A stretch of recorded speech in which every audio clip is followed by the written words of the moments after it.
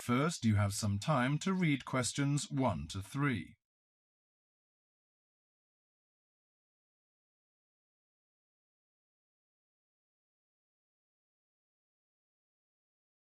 Now listen to the conversation and answer questions 1 to 3.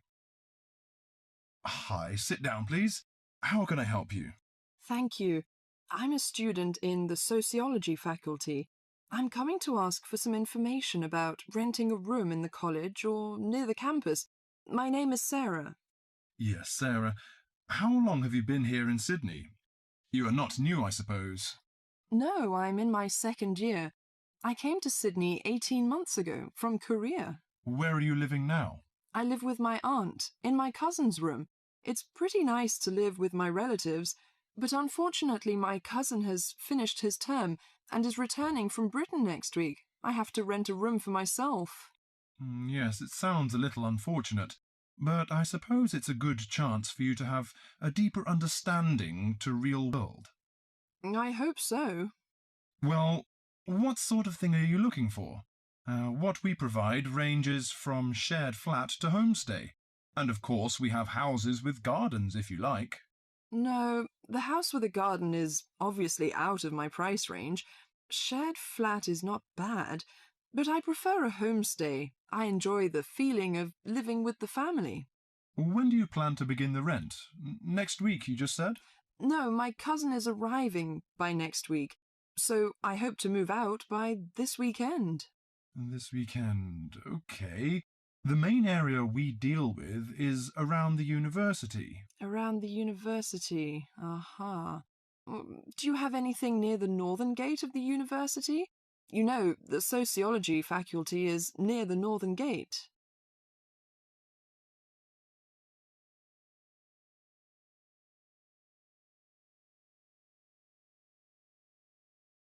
Before you hear the rest of the conversation, you have some time to look at questions 4 to 10.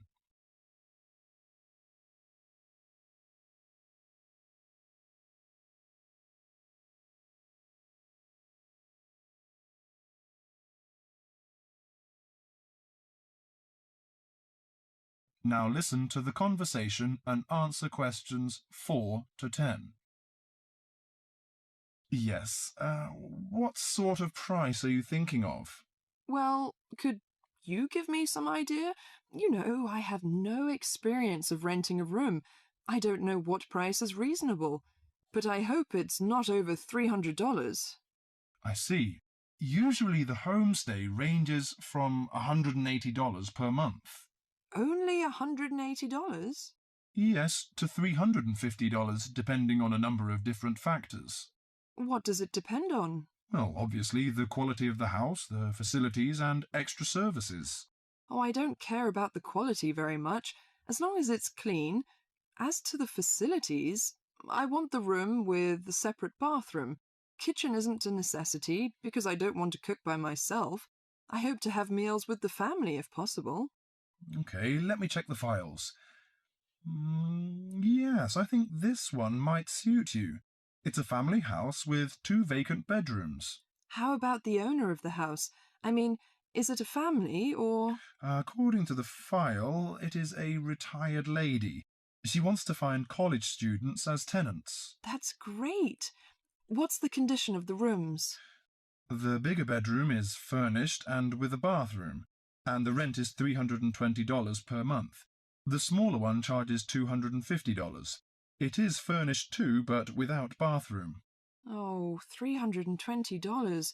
It's a bit out of my range, but I think I prefer the bigger one. How about the meals? Well, the rent includes breakfasts and suppers, no lunches, however. You have to buy your lunch. That's no problem. I usually have my lunch in the college cafeteria. And that doesn't cover the water bill and electricity fee, but the laundry is included. Fine. Could you tell me the address? Yes, it's on 323 West Park Road. Let me get that down. 323. Okay, it's near the university. So, when can I have a look at the room? You know, I'm a little pressed for time. The file says the landlady is in every afternoon. So this week, say Friday? Oh, I'm afraid I can't make it then. I have a lecture on Friday afternoon till 5:30. How about Thursday? Okay, that's fine. Would 5 be okay? Yes, fine. Just come here. Yes, here in the student service office. Oh, before I forget, before moving, you have to pay 1 month's rent in advance. Really? Oh, I didn't know that before. Could I ask why? As the deposit.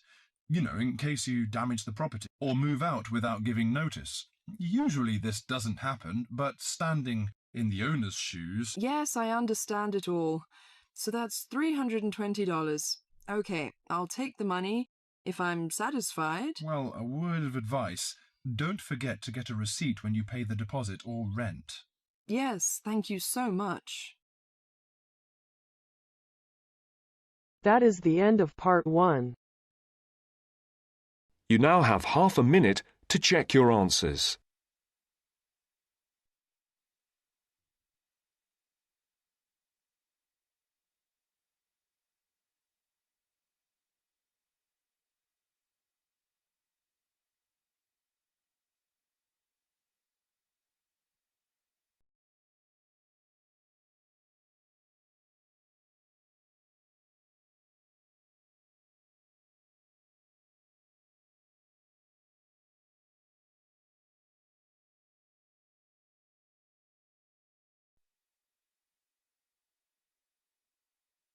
Now turns to part 2. Part 2. First, you have some time to look at questions 11 to 17.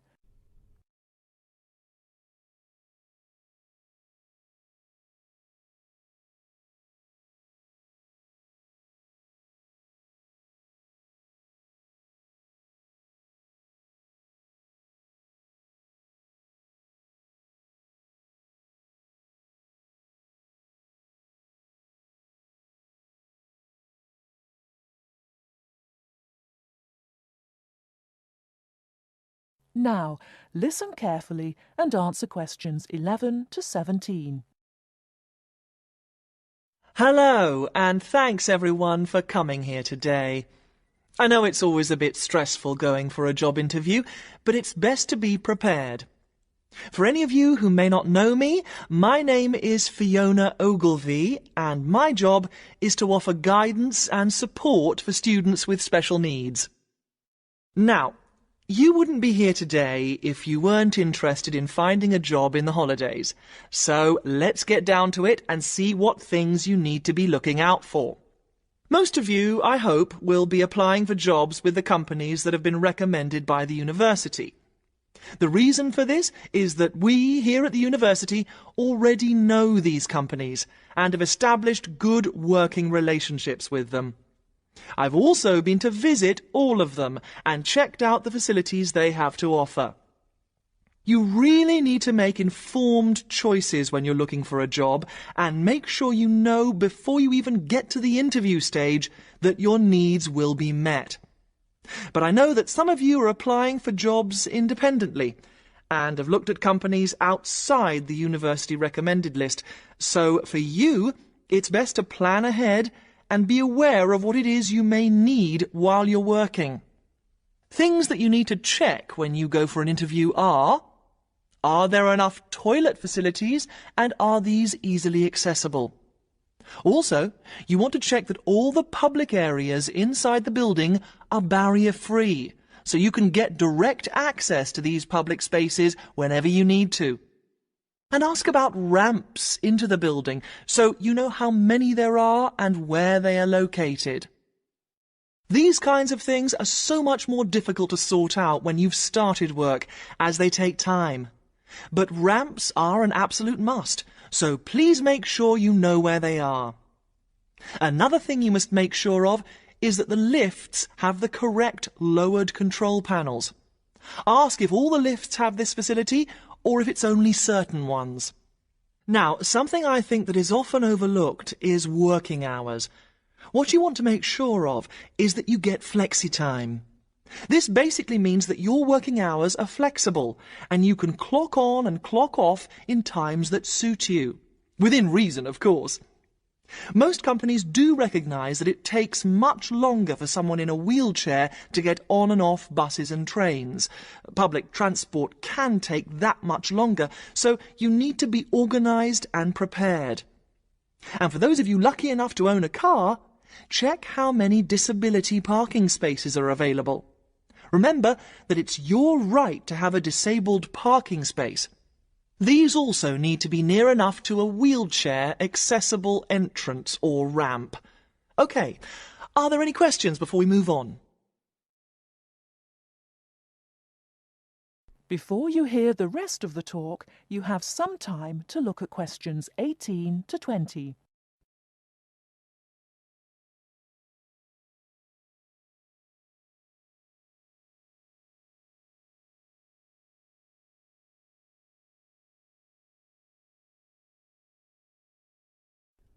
Now listen and answer questions 18 to 20. Right, let's move on then. Now I want to talk you through the series of visits to companies which we've got planned for next week. On Monday morning, we will be visiting the Lowland Hotel. They have various summer jobs available, working as a receptionist or conference organiser in their busy conference centre, organising and setting up conferences. You need to be prepared for working in an office environment and spending quite a bit of time talking on the telephone. The bus leaves for the hotel at 9 a.m, so make sure you leave yourself plenty of time to get there. When you arrive at the hotel, please gather in the reception area and wait for someone to take you to your first session, which will be a talk.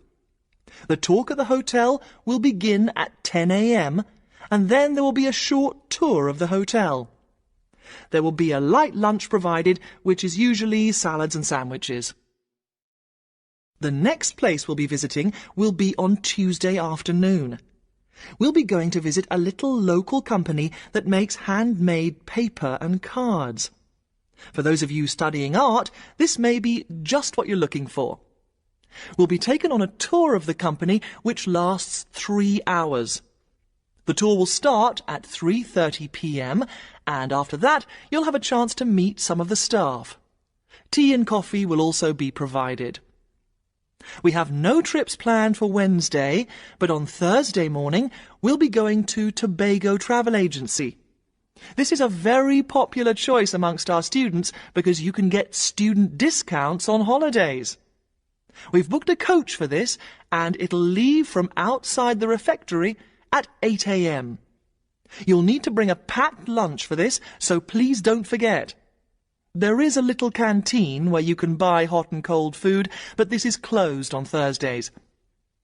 Friday, we'll be having representatives from all the companies visiting us, so you will have a chance to ask any questions, and of course, put your name down on the list if you're interested in working for them over the summer. This event will take place in the main hall next to the library, and it'll run from 10:30 until 4. I really hope you make the most of this excellent opportunity to not only earn yourself some extra money, but also to gain experience of what it's like to work. And if you'd like to find out more, then please ask some of the students who worked last year. They're all wearing green badges and will be happy to speak to you afterwards. That is the end of part 2. You now have half a minute to check your answers.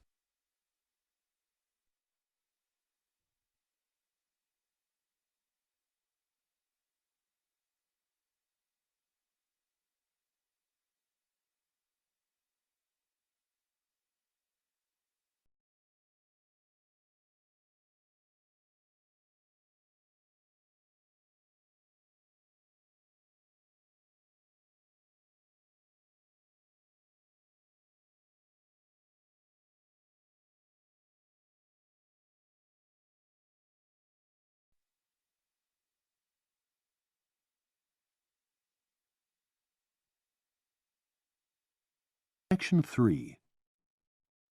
You will hear 2 business studies students discussing a presentation they'll do on an article on working effectively in groups. First, you have some time to look at questions 21 to 26.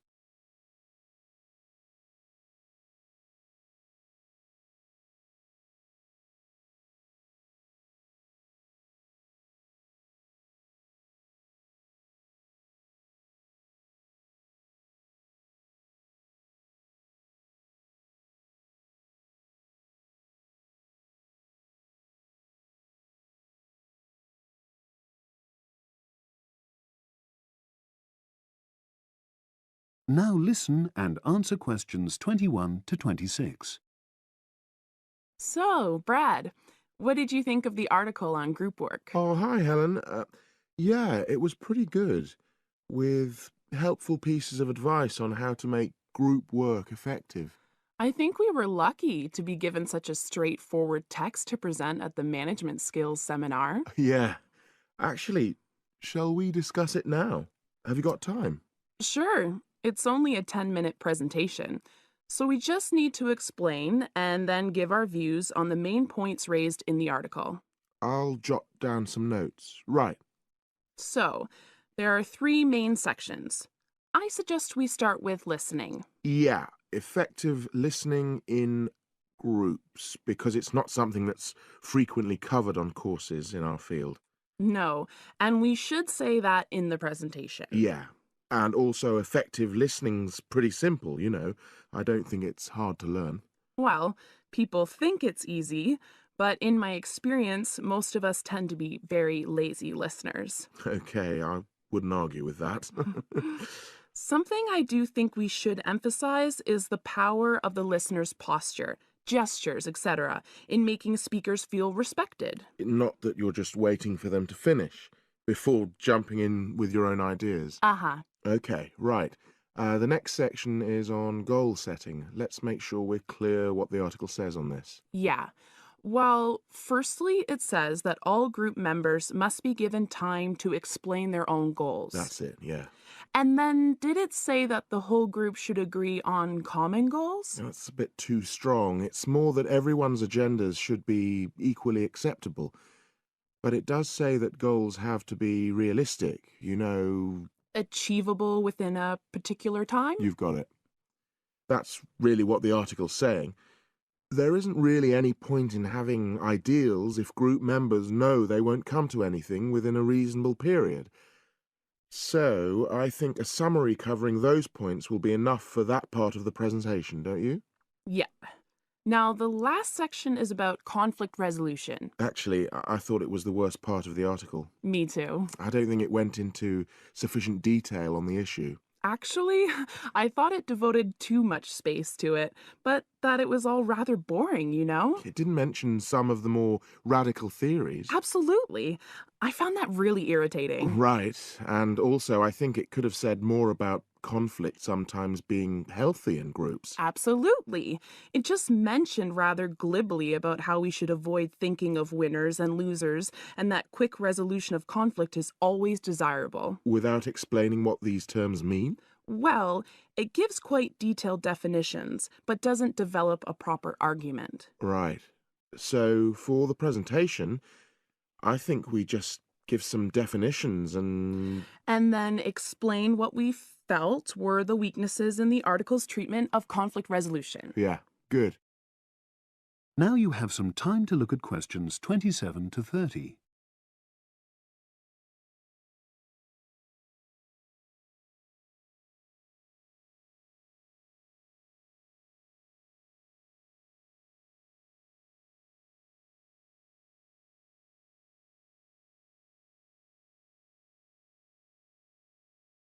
Now listen and answer questions 27 to 30. So, let's think about what we have to prepare for the actual presentation. Well, I suppose we'll use PowerPoint, but I'm hopeless at using it, especially if it has any visuals. I really have to look into doing a course on it because I know I'll need it in the future. Don't worry, I'm quite happy using PowerPoint and I'll put it together when everything else is ready. That's a relief. But yes, do that later. Okay. Now, I heard the tutor saying we have to include some well-chosen quotations from the article. I'm not sure if we do. I'll email him to find out. No need, I can just have a look at the specs he gave us when he set the task. That'll be quicker. But the tutor definitely said we have to prepare a handout to go with the talk. I'm not really sure how we do that. Sarah did one last year. Who's she? She's doing the same option as me on marketing. I'll ask her advice on what to include. Great. So that just leaves the bibliography at the end. I suppose it'll mainly be articles. Yeah. So we'll just look on the web, and we can leave that till later. But we've been advised against that? Well, we could have a look through some journals in the library. I think we should start by looking through module handbooks. I think that'll give us some good leads. Yeah, you're probably right. So, that's all the topics. That is the end of section 3. You now have half a minute to check your answers.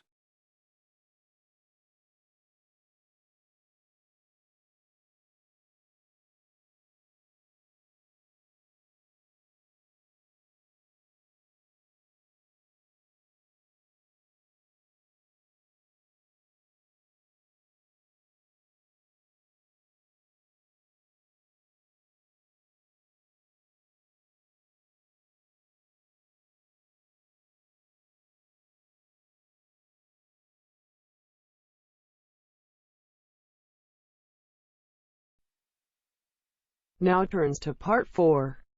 Part 4. Now listen to the second part of the lecture. As you listen, complete the notes below.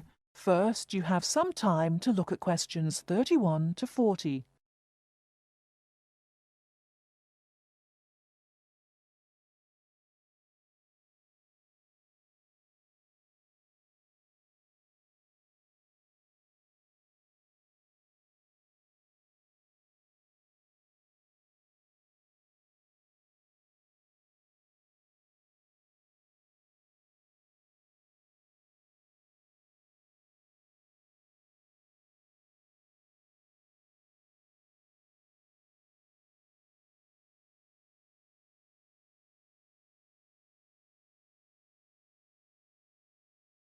Now listen carefully and answer questions 31 to 40. Now let's turn to shopping, which may interest you more.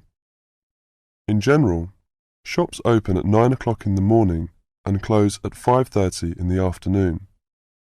In country towns and quieter suburbs, smaller shops close for an hour at lunchtime, and once a week there tends to be an early closing day when most shops shut during the afternoon.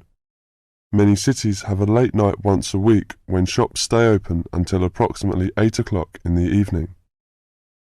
You should ensure that anything you bring into the country, such as travelling irons, heated rollers, hair dryers and electric shavers, can be used on the standard British voltage, which is 240 volts, 58 Z. Many hotels will, on request, be able to supply adapters for electric shavers. When you travel, you may want to send postcards home. Stamps can be bought at post offices throughout Britain. They are open from 9 o'clock to 5:30 Monday to Friday, and until 12:30 on Saturday. Stamps can also be bought at postal centre stamp dispensers, at large stores and major tourist attractions. For posting letters, you don't have to go far before finding a red painted letterbox. Alternatively, use the letterboxes at post offices. You may ask how much to tip in hotels and how much it is for a taxi. There are no fixed rules on tariffs about this, and the following is intended only as a guide to customary practice. Most hotel bills include a service charge, usually 10 to 12%, but in some larger hotels 15%. Where a service charge is not included, it is customary to divide 10 to 15% of the bill among the staff who have given good service. In restaurants, if a service charge is not included in the bill, then 10 to 15% is usually left for the waiter. For porters, we usually give 30p to 50p per suitcase. For taxis, 10 to 15% of the fare. Hairdressers, £2 according to how much work they have done, plus 50p to the assistant who washed your hair. If you drive in Britain, you should remember to drive on the left and overtake on the right. The wearing of seatbelts is compulsory for the driver and front seat passengers. Now let's talk about full details of Britain's road regulations. A copy of the Highway Code can be obtained from offices of the Automobile Association, AA, or Royal Automobile Club, RAC, at most ports of entry. These two motoring organisations can also provide plenty of helpful information to all motorists. Contact AA telephone is 01 854 7373 24-hour service. RAC telephone is 0304 204 256 24-hour service. For something more serious, telephone operators will give you the telephone number and address of a local doctor's surgery. Alternatively, you can go to the casualty department of any general hospital or, in the case of severe emergency, dial 999. 999 is free. Remember, unless you belong to a European Community country or one with which the UK has reciprocal health arrangements, you will be charged for the full cost of medical treatment in Britain, except in the case of accidents or emergencies requiring outpatients treatment only. It would therefore be wise to take out full medical insurance before leaving home. That is the end of part 4. You now have half a minute to check your answers.